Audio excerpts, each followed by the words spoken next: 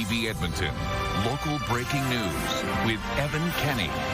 Good evening. A pilot appears to have only minor injuries after a crash landing that left his small plane upside down in Parkland County. CTV News arrived on scene just after the crash to the plane flipped upside down. It ended up on a metal gate in an empty field. We could also see what could be a road or runway on the property. The Transportation Safety Board of Canada says the plane crashed while landing on private property. The pilot could be seen outside of the plane speaking with police and paramedics. It looked like he had some blood between his upper lip and nose. Firefighters there told us the RCMP helicopter was the first to arrive. Stars Air Ambulance, at least 4 regular ambulances, and more than a dozen police officers also showed up. A Hercules military airplane was also circling above. The TSB says it is not sending investigators. Edmonton police are asking extortion victims to come forward, believing there may be victims who have stayed silent amid a new round of extortion and threats targeting local South Asian business owners. CTV's Nav Sangha attended a town hall hosted by police last night. Over 100 people crowded into a Southeast Edmonton town hall Monday night to hear from police about another round of extortion attempts and threats plaguing the South Asian business community. If I'm not feel safe, then how can I live in the city? People feel unsafe. There should be no tolerance for this kind of behavior, and that it makes the community weaker. It makes the country as a whole less safe. In the crowd, some of the business owners targeted recently.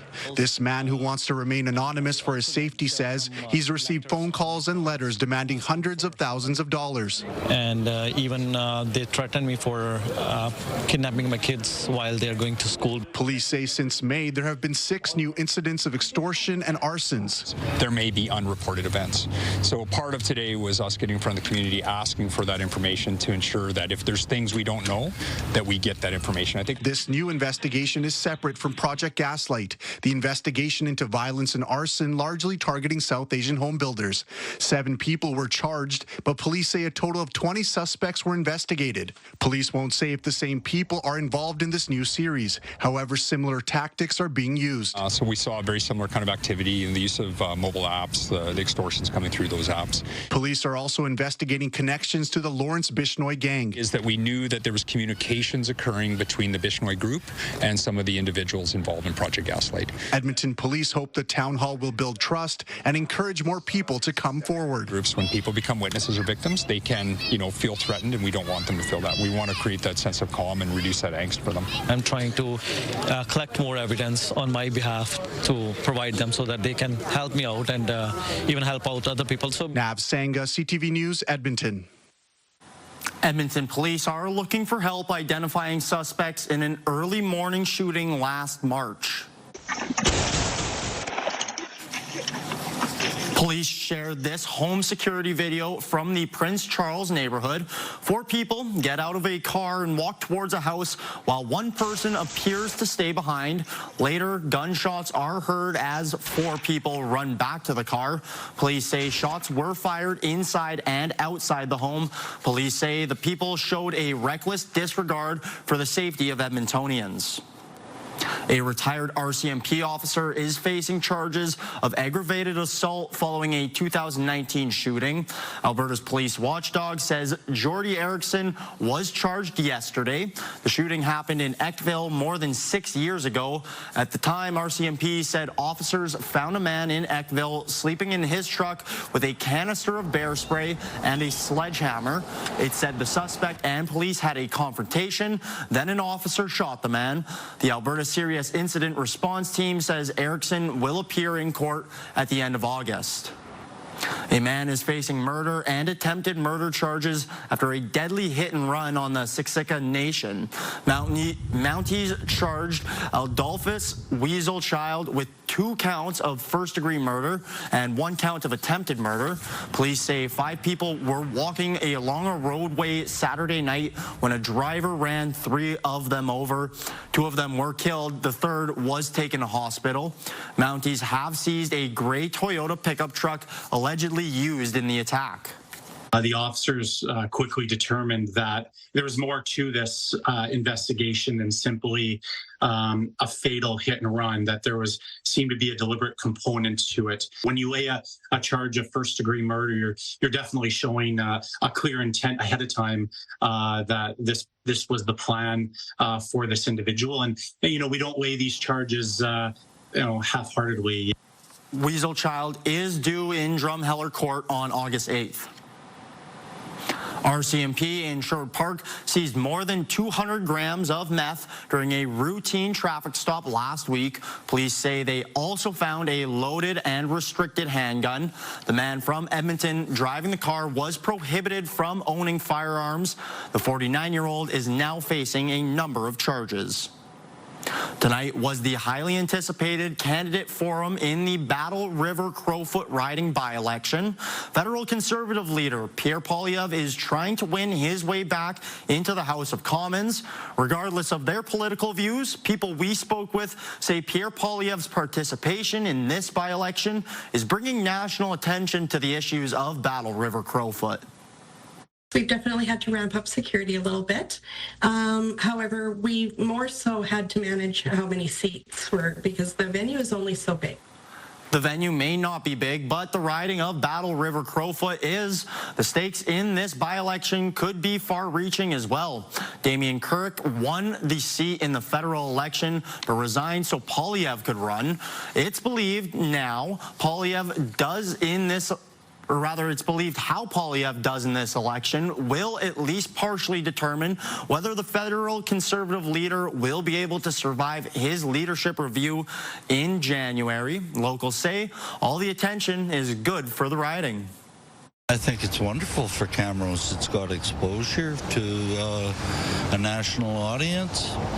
It's a wonderful way of showcasing our town. There are more than 200 candidates running in this by-election, part of the longest ballot protest initiative. For logistical reasons, only 10 appeared tonight. For more on the by-election, head to our website, ctvnewsedmonton.ca. An Alberta mother is concerned for her one-year-old daughter after being told she'd need to wait for a COVID-19 vaccine. And starting Friday, all Albertans over the age of 12 will be unable to get a shot. The province says it's to prepare for the fall immunization program, but as CTV's Stephanie Thomas reports, critics call the policy flawed. Shuhiba Mohammed wanted to get the COVID vaccine for her 12-month-old daughter to coincide with her child attending daycare and her return to work. But she was told she would have to wait until the fall. They're making it very hard for parents to ensure that their children can be healthy in this province. It makes me feel a little helpless. Health Canada has approved the Moderna Spikevax vaccine for children under age 12. Officials say Alberta's supply expired June 17th. Eligible children aged 6 months to 11 years who need a dose of COVID-19 vaccine will need to wait until new vaccines arrive for the fall immunization program. I really want to avoid having a very sick child. I would love for her to have some immunity so that her body can fight against COVID if she happens to get it before she can get immunized in the fall. As well, Albertans over age 12 only have until July 31st to have a shot of Pfizer or Moderna's vaccine at a pharmacy or a doctor's office. After that, no jabs will be administered until sometime mid-October. The province says it's pausing the COVID immunization program and wants to order the vaccine that offers protection against the latest strain. In a previous announcement, the province said eligible Albertans will have to pay for a dose, estimated at above $100. Healthcare workers will also have to pay. The shot will remain free of charge to residents of a senior's home, immunocompromised individuals, people on income support, or people experiencing homelessness. Health law experts are concerned the new program increases health inequity. There's a link between wealth and health, and those who are healthiest are often also those who are able to afford these things, whereas those who are not as healthy or who live in situations that are more conducive to the spread of communicable diseases. There are no details about how much COVID vaccine the province is ordering.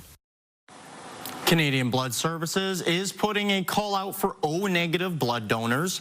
O-negative is the universal blood type, meaning it can be given to anyone. It's vital when emergency responders don't have time to check blood types. CBS says only 7% of people in Canada have the universal blood type. While O-negative is especially necessary, CBS is encouraging people of all types to make a donation this summer. If you don't know your blood type, you can find out after your first donation. The province says it's ramping up efforts to prevent invasive mussels from becoming a problem here. It's considering a watercraft fee to pay for the added costs. CTV's Nicole Weisberg has reaction.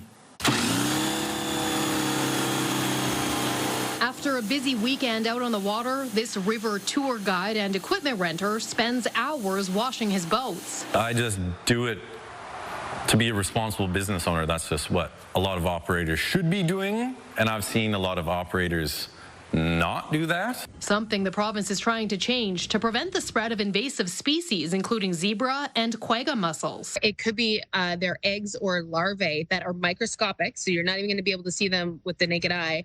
And they can be free floating in water. That's why draining and drying is so important. The province says while Alberta is currently 100% free of these mussels, there are increasing reports of them across North America. Experts say they are destructive if established. So they absolutely wreak havoc on any aquatic infrastructure, docks or, boats that are in water, drinking water, hydroelectric. And of course, in Alberta, we have 8,000 kilometers of irrigation infrastructure that is very susceptible to being clogged up. To fund awareness campaigns, inspections, and other initiatives to keep the invaders out, the government is considering introducing an annual pass for boats, canoes, and other watercraft. It's launched an online survey to gather feedback. One of the questions is how the pass fees should be structured. It's a very short window in which we operate, so from May to maybe October, depending on the weather. There's not a lot of wiggle room and margins are really tight given that time frame. So adding a tax on every single boat, it'd be tough. Still, Zach Doroshenko agrees more needs to be done since he's noticed awareness is low. The province tells CTV News no decisions have been made on the pass, and it says it will listen carefully to feedback before moving forward. Nicole Weisberg, CTV News, Edmonton. Kids in Sherwood Park got some help cooling down this afternoon. Broadmoor Lake Park was transformed into a fire truck spray park. Kids got to run through the spray of a fire hose and try their hand at spraying the hose. Firefighters also doled out freezies. The county says beyond all the fun, it's an opportunity for first responders to interact with people in a non-emergency situation. Gives people a chance to check out our vehicles, ask questions, and just a little more of that one-on-one time. Got a fire truck here. How cool is that? Awesome. What's your favorite part? Get a spray. Yeah. The county is hoping to set up another fire truck spray event before the end of the summer. Keep your eyes to the sky tomorrow afternoon, and you could catch a glimpse of the Snowbirds. The Canadian Forces team will fly for 15 to 20 minutes above Louise McKinney Park tomorrow at 5:30. The planes will be visible from many areas of the city, particularly the River Valley and downtown. Now, Captain Phil Rochon says since there's no air show in Edmonton this year, the team wanted to take this opportunity to show its appreciation for our city. And if we can maybe inspire a resident of Edmonton or a visitor to Edmonton to seek their dreams, whether it be in aviation or the military, that's our job accomplished. He says while there will be an announcer for the show, the location is still being determined. He recommends following the Snowbirds on Instagram and Facebook for updates. Coming up next, how this year's corn crop is faring. Also just ahead, why more and more pelicans are making homes in landlocked Alberta. There's a lot more space and a lot more food for them up here. First time since last Thursday, the daytime highs are above 25 degrees here in Edmonton. 27 for your daytime high today, and should get even hotter over the next 3 or 4 days. We'll talk more about that in just a few minutes.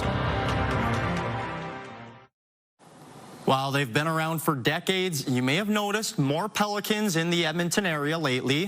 CTV's Matt Woodman explains why a bird that primarily lives along the American coast flies all the way up to northern Alberta.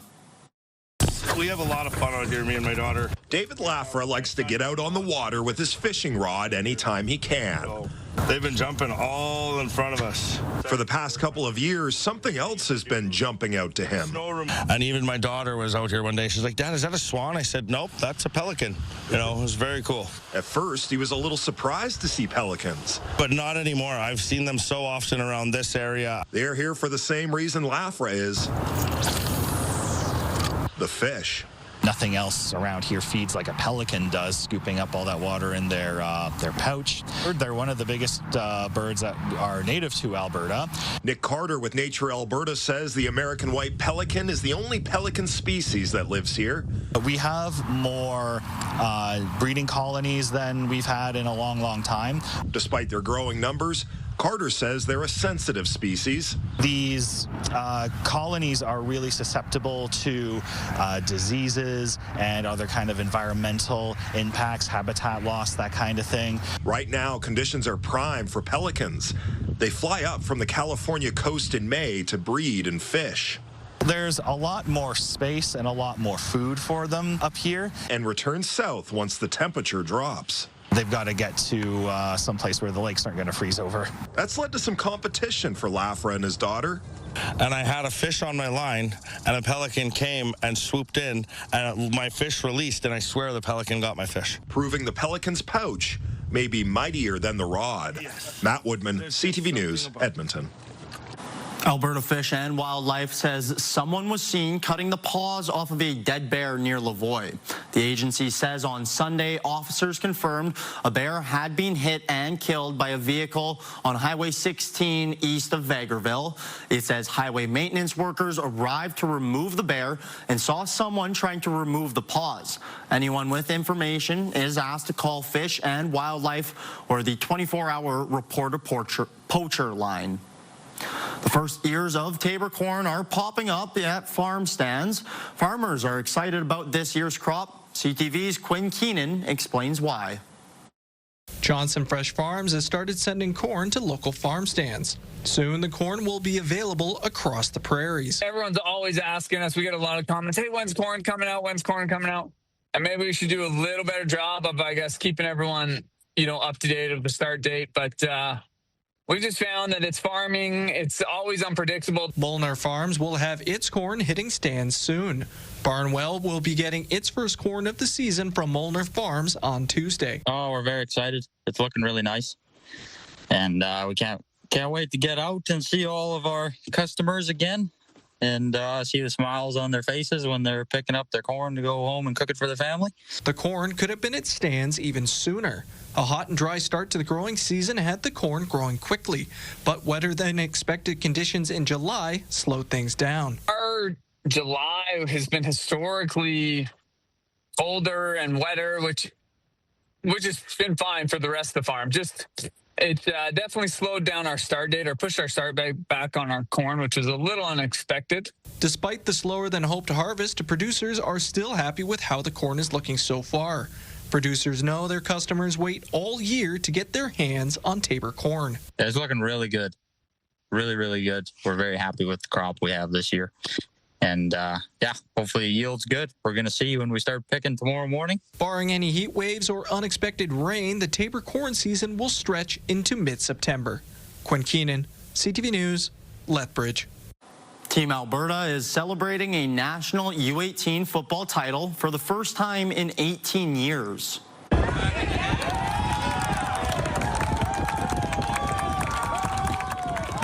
The Football Canada Cup in Nova Scotia featured the best under-18 players from across the country. Players are still buzzing from the thrilling come-from-behind win. I was part of Team Alberta the last 2 years too, but this was definitely the craziest experience. It's unbelievable. Wow, it was an amazing feeling. It was a shock. Not many people get to say that they're the best in the nation. It was a one-of-a-kind experience for sure. We all bought in and came together. This is Team Alberta's 7th U18 Football Canada Cup win in its history. Programming brought to you by James H. Brown Injury Lawyers, the heavy hitters of injury law. Welcome back. It was a cool start to the day. Single digits in the city, 9 degrees for a morning low. You're going to notice a big change to morning temperatures in the coming days. Afternoons are going to be close to 30 for the next 3 days, but your mornings are going to be in the mid-teens, 15 to 18 range. Daytime highs will continue to be above average, 24 the average daytime high. 27 today, should get to about 28 or 29 tomorrow. There's a slight chance tomorrow, not so much in the morning, but in the afternoon around Cold Lake, you might see an isolated shower or thunderstorm. Best chance is going to be back here through the foothills where we saw some scattered thunderstorms today. And you know what? That pattern's going to repeat itself Thursday. Sunshine for most of the province, but again, through the foothills up into the Grand Cache region, you might see some late-day thunderstorms. Not expecting any of that shower or thunderstorm activity. In fact, not even much in the way of cloud cover here in the Edmonton area over the next 3 or 4 days as this upper ridge, this bubble of warm air in the upper levels continues to move through. So that'll help to kick in some heat and keep skies fairly clear. Once it starts to break down, though, through the course of the weekend and into early next week, that's where you run the risk of seeing some showers and thunderstorms. At this point, the most likely time frame is late Saturday and through the first half of Sunday.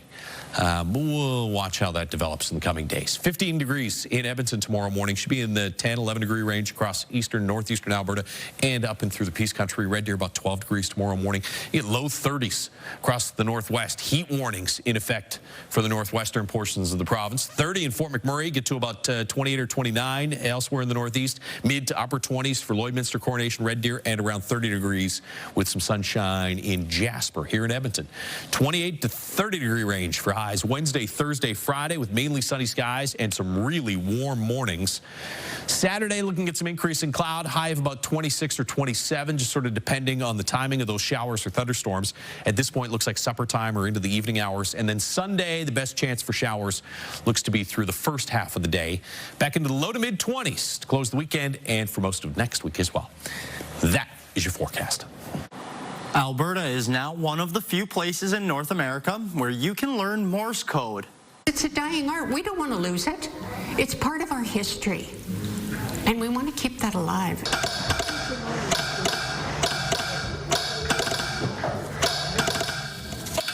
A club at Calgary's Heritage Park is the only one in North America teaching the craft to a new generation. The Junior Telegraph Club was formed in 2019 by a group of volunteers. The code was invented in the 1840s and used mainly to communicate between railway stations. During their spare time, staff would send telegrams for the public. Kids from across the province are gathering in Edmonton this week for the 4th annual Youth Tepee Summit. Among the groups attending is an Indigenous volleyball team from New Zealand. CTV's Merrick Takash reports. A group of 70 Indigenous volleyball players from New Zealand are getting the opportunity of a lifetime, a chance to connect with students from across Alberta at the 4th annual Youth Tepee Summit. I think it's going to be really inspiring to see their culture and our culture and we can teach each other ways, and I think it's going to be an incredible day with them. They're here to participate in activities based around cultural teachings and share some of their own traditions. Our people, the Mountie people of Aotearoa, I know around the world it's commonly referred to as New Zealand, but the traditional name is Aotearoa. Students have been making new connections and embracing new cultures. It's been really, really cool getting to see like the powwow dances, smudging, and all these Indigenous experiences from the land, and comparing and contrasting them to what we have back home in New Zealand, where it's quite similar traditions that we have back home, and quite similar thought processes that went behind them. This is Shanti McCoy's first time in Canada,